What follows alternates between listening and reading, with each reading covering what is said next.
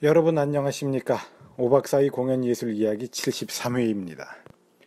문재인 대통령이 지난 9월 18일부터 20일까지 북한을 방문했죠. 대통령이 북한을 방문한 동안 북한의 지도자 김정은 위원장과 함께 보여준 동포 간의 우애라고 할까요? 화기애애했던 분위기가 아주 대단했습니다.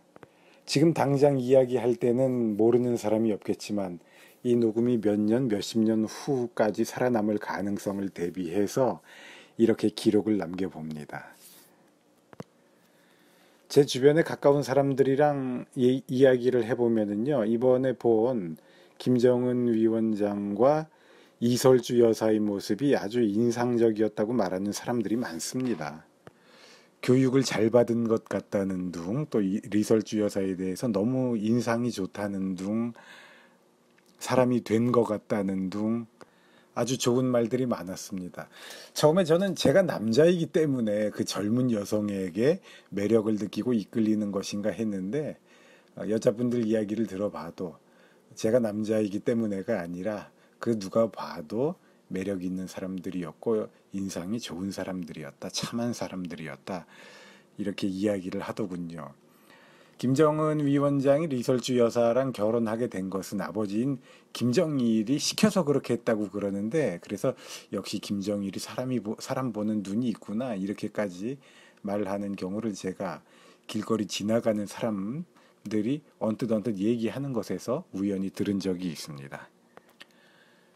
그리고 작년에 평창 동계올림픽 때부터 우리가 북한의 예술단들의 공연에도 익숙해져 가고 있는 것 같습니다.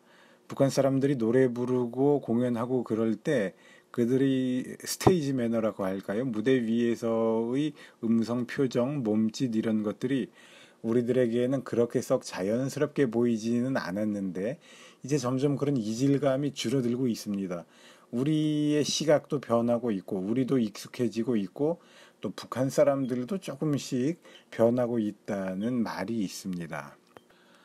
북한 예술단의 공연을 보면 그들의 발성 방식이 우리랑은 상당히 다른 것 같은 인상을 받게 되죠. 그들의 소리는 우리들의 발성보다 조금 더 입 앞쪽에 붙어 있습니다. 코나 이빨 이런 쪽에 붙어 있는 것 같은 인상을 아주 많이 받는데요.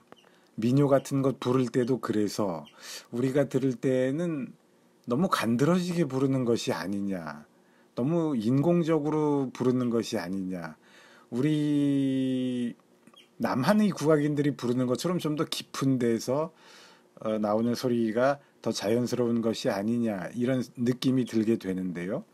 북한이 그러한 창법을 가지게 된 데에는 또 유래가 있습니다. 제가 무슨 전문적인 지식을 과시하려는 것은 아니고요. 쉽게 자료를 찾아보면 눈에 잘 뜨이는, 그래서 쉽게 발견할 수 있는 정보인데, 기왕 근래에 북한이 화제가 되고 북한과의 화해와 일치가 큰 기대의 대상이 되고 있기 때문에 한번 이야기를 꺼내보도록 하겠습니다. 북한에서 민요를 부를 때는 되게 맑은 소리로 콧소리가 섞이는 듯 소리가 앞에 붙어서 나오게 되죠. 그런 소리가 천편일률적으로 북한에 적용이 된 데에는 역시 김일성의 영향이 있었습니다. 김일성은 고향이 평양입니다. 그래서 평양이나 황해도 이쪽을 서도라고 그러는데요. 서도 소리는 맑은 소리를 낸다고 그러네요. 그래서 김일성은 자기 고향, 나쁘게 보면 자기 고향의 서도 민요에 민족 음악의 기본을 두고 다른 지방의 음악에 대해서는 기본적인 입장을 취했다, 부정적인 입장을 취했다라고 볼 수가 있습니다. 특히 탁한 소리를 내는 남도 창소리는 배격했다고 합니다. 광복 이후에 1960년대 후반까지 북한에서 활동했던 국악인들은 주로 해주와 평양을 중심으로 하는 서도권 음악, 그리고 남쪽에서 월남한 전라도 쪽의 남도권의 음악으로 나눌 수 있습니다. 우리 남도에서 월북한 국악인들은 성대를 꾹꾹 눌러서 목에 힘을 주어내는 소리이고, 북한의 서도권 소리는 콧소리를 넣어서 가볍게 살살 털면서 소리를 낸다. 이렇게 설명이 되고 있네요. 제가 지금 여러분들께 소개해드리고 있는 정보는 배인교 선생이 판소리 연구 28호 2009년 10월에 발표한 1950년대, 60년대 북한 전통음악인들의 활동 양상 검토, 창극 관련 음악인을 중심으로라는 논문에 나와 있는 내용입니다. 다른 자료들도 참고할 수 있겠습니다만 저는 그냥 이 자료에 있는 내용으로 말씀드리도록 하겠습니다. 김일성이 서도 소리를 우대하고 남도 소리는 배격하다 보니까 나중에 가면은 남도에 근거를 둔 국악인들은 숙청이 되죠. 그리고 서도 소리가 기본으로서 북한 음악의 주류를 이루게 되는데요. 김일성의 남도소리 비판과 또 서도소리 우대에 대해서 자주 인용되는 내용이 있습니다. 1954년 8월 10일 연설에서 문학 예술을 더욱 발전시키기 위하여 조선노동당 중앙위원회 정치위원회에서 한 결론이라는 제목의 연설에서 김일성은 다음과 같이 말하고 있습니다. 제가 읽어드리도록 하겠습니다. 지금 일부 작가 예술인들 속에서는 오늘의 문학 예술 작품이 옛날의 것과 맞지 않는다고 시비하는 경향이 나타나고 있는데 이것은 매우 엄중한 사실입니다. 그들은 쇳소리가 우리 민족의 고유한 노래 음조라고 하면서 민요를 부르는 데서 여자들이 쇳소리를 내야 잘하는 것으로 보며 그것을 조장하고 있습니다. 그러다 보니 민족예술 부문에 새로운 일꾼들이 진출하지 못하고 쇳소리를 내는 사람들만 모이게 되었으니 따라서 우리의 민족예술이 발전하지 못하고 있습니다. 쇳소리는 우리 민족의 고유한 노래 음조가 아니라 지난날 광대들의 놀이 음조입니다. 이에 대하여서는 역사가들도 다 인정하고 있습니다. 그런데 쇳소리가 어떻게 우리 민족의 고유한 노래 음조로 될 수 있겠습니까? 만일 쇳소리가 옛날부터 내려오는 우리 민족 음악의 고유한 노래 음조라고 하더라도 오늘 그것을 그대로 본따이 한다고 주장할 필요는 없습니다. 옛날에 량반들이 갓쓰고 당나귀를 타고 다니면서 즐기던 쇳소리를 아무리 좋다고 산전하여도 오늘 양복을 입고 다니는 우리 청년들은 그것을 좋아하지 않을 것입니다. 쇳소리를 좋다고 주장하는 것은 옛날에 이것을 아무런 고려도 없이 덮어놓고 되살리려는 복고주의적 성향입니다. 복고주의적 경향은 예술의 민족적 형식을 계승하는 데서도 나타나고 있습니다. 지금 어떤 사람들은 민족문화예술을 발전시키는 데서 의상도 라쿠한 옛날의 것을 그대로 살리려고 하며 심지어 민족악기를 연주하는 것도 선조들이 을방자를 들고 앉아 연주하였다고 하여 오늘에 와서도 그렇게 하려고 합니다. 민족문화유산을 오늘의 현실에 맞게 계승 발전시키는 것은 민족문화를 건설하는 데서 우리 당이 시종일관 견지하고 있는 중요한 방침입니다. 우리는 민족문화유산에 대하여 허무적으로 대하여도 안 되며 복고주의적으로 대하여도 안 됩니다. 민족문화유산 가운데서 진보적이고 인민적인 것과 낡고 반동적인 것을 옳게 갈라내어 진보적이고 인민적인 것은 비판적으로 계승 발전시키며 낡고 반동적인 것은 버려야 하겠습니다. 특히 민족문화유산을 계승 발전시키는 데서 옛날의 것을 덮어놓고 되살리려는 복고주의적 경향과 강한 투쟁을 벌여야 하겠습니다. 네, 지금까지 제가 읽어드린 내용은 우리 남한의 연구에서 자주 인용되는 내용입니다. 저는 이 내용도 역시 배인교 선생의 1950년, 60년대 북한 전통 음악인들의 활동 양상 검토, 창극 관련 음악인을 중심으로 라는 논문에서 재인용한 것인데요. 이 내용이 실려 있는 자료집이 남한에 출판되어 있습니다. 국립중앙도서관에 가시면 이 자료집이 있는데요. 제가 그 자료집의 제목을 지금 찾을 수가 없어서 말씀드리진 못하겠네요. 단국대학교인가 어디서 하여튼 그 두꺼운 책자로 자료집을 묶어낸 것 안에 이 내용이 포함되어 있는 것으로 알고 있습니다. 아무튼 이런 식으로 북한에서는 김일성이 서도소리의 창법, 서도소리를 우대하고 남도소리는 비판했기 때문에 자연스럽게 남도소리가 도태되고 서도소리 중심으로 창법이 이루어지게 된 것입니다. 그러니까 성대를 아랫배에서부터 꾹꾹 짜고 긁어 올려서 내는 소리는 북한에서는 바람직하지 않은 소리죠. 그런데 김지아 선생의 어느 강연에 의하면 또 우리는 남도 쪽에서는요 그렇게 소리를 꾹꾹 누르고 긁어 올리는 그런 소리가 진실을 더 담을 수 있다고 생각해서 그런 소리를 더 우대한다고 합니다. 그런 소리에 더 진심이 담긴다고 보는 사람들도 적지 않은가 봅니다. 김일성, 김정일까지 그 두 부자가 예술에 대해서 참 자기들 나름대로는 상당한 조예를 표현하고 있죠. 상당한 고민의식과 조예를 표현하고 있어서 앞으로 계속 연구해 볼 필요가 있을 것 같습니다. 그런데 저는요, 요즘 이런 생각이 들어요. 아까 그 김일성의 말에서도 어떤 용어가 나왔냐 하면 문학예술 이런 말이 나왔거든요. 그 다음에 문화예술이라는 말도 나옵니다.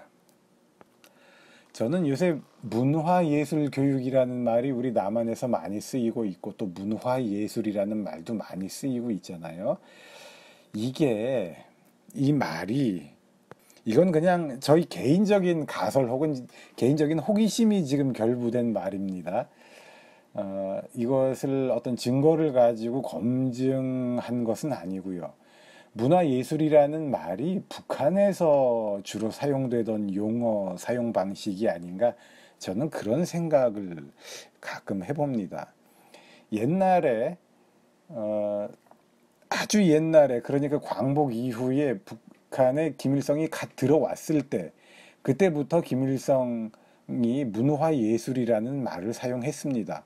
광복 이후에 남한에서 나온 신문을 보면 거기도 문화예술이라는 말이 나오고는 있는데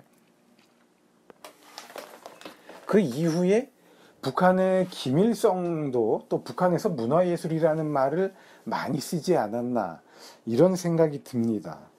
자료를 많이 찾아본 것은 아니고 몇 가지 그냥 제 눈에 띄인 자료들로부터 받은 인상이라서 강력하게 주장은 못하겠는데 그런 막연한 의심을 하게 됩니다. 그러다가 북한의 문예 활동이나 북한의 동향 이런 것들에 관심이 있었던 진보적인 인사들이 자신들의 문화 운동을 하면서 문화예술이라는 용어를 사용하게 되고 그들이 문화예술이라는 용어를 활발하게 사용하면서 그것이 은연중에 남한의 언어 생활에도 남한의 용어 사용에도 영향을 주게 된 것은 아닐까 저는 그런 생각을 해봅니다. 문화예술 교육이라는 것도 사실은 진보적 노선을 가진 진보적 입장을 가진 사람들에 의해서 기초가 놓였다고 볼 수가 있습니다. 가령 옛날에 민중문화운동을 하시던 분들이 이런 슬로건을 이런 표어를 가졌다고 칩시다. 문화예술에 있어서 문예운동에 있어서 형식은 민족주의적, 내용은 민중적 이런 표어를 가졌다고 한다면 그것은 북한에서 유행했던 사회주의적 사실주의의 표어 그대로거든요. 형식은 민족주의적이고 내용은 민주주의적이어야 한다. 이것이 사회주의 사실주의의 기본적인 방침인데 이것을 알고 그랬건 모르고 그랬건 우리 남한의 민중문화 운동에서도 채택을 해서 영향을 받아서 그러한 기본 입장을 가지게 된 가능성도 다분합니다. 그런 식으로 본다면 혹시 문화예술이라는 용어도 그런 식의 영향관계가 작용한 것은 아닐까라고 한번 의심해 볼 수 있겠다라는 것이죠. 문화예술이 주는 어감이 고급 예술을 의미한다기보다는 민중의 삶과 관련된 민중의 삶과 융합된 예술의 형태, 밀접하게 연결되어 있는 예술, 이런 식의 어감을 가지게 된다는 데서 저는 그런 그런 의혹을 더 가져봅니다. 예술과 관련해서 특정 이념이 너무 강세를 띠게 되면 다른 가능성들을 위축시킨다는 점에서 문제가 있는 것 같습니다. 굳이 공산주의, 사회주의의 이념의 강세, 이것을 공격하기 위함이 아니라 우리가 예술에 종사하면서 어떤 이념이 일방적으로 강세를 갖는 것에 대해서는 문제를 삼을 필요가 있지 않나 이렇게 생각이 됩니다. 물론 가장 그 극단적인 예가, 단적인 예가 북한에서 나타나는 그런 이념 위주의 예술이 되겠지요. 이 대목에서 또 무용가 최승희의 얘기를 안 할 수가 없군요. 무용가 최승희의 경우가 그렇지 않습니까? 그 사람은 보다 다양한 무용의 가능성을 실험하던 사람이었는데 북한에 가서는 김일성 체제 안에서 생활하고 그 안에서 성공 가도를 계속 달리기 위해서 그 체제에 맞는 창작 활동만 하다 보니까 최승희는 다른 무용의 가능성들은 다 포기하게 됩니다. 안타까운 일이죠. 북한의 입장을 긍정적으로 좋게 보아주려고 노력을 한다면 이런 식으로 봐줄 수가 있죠. 그 당시 북한에서는 사회주의식의 근대 기획이 너무나도 급선무였기 때문에 모든 역량을 그쪽으로 죄다 집중해야 했기 때문에 다른 곁가지들을 용납할, 노력의 분산을 용납할 여유가 없었던 것이겠지요. 그런데 지금 북한의 지도자, 스위스에서 교육받은 김정은 위원장은 보다 다양한 가능성을 인정하려고 하고 있는 것 같습니다. 그런 점에서 남한의 많은 사람들이 김정은에 대해서 호감을 가지게 된 것이 사실입니다. 일종의 희망 비슷한 것을 가지고 있죠. 그가 북한의 변화를 어떻게 긍정적인 방향으로 이끌 것인가에 대해서 기대감이 점점 커져가고 있습니다. 오늘은 2018년 9월 23일입니다. 그리고 내일은 추석입니다. 현재의 우리 사회는 이렇게 돌아가고 있습니다. 저는 이렇게 우리 시대의 삶을 증언합니다. 들어주신 여러분들 고맙습니다.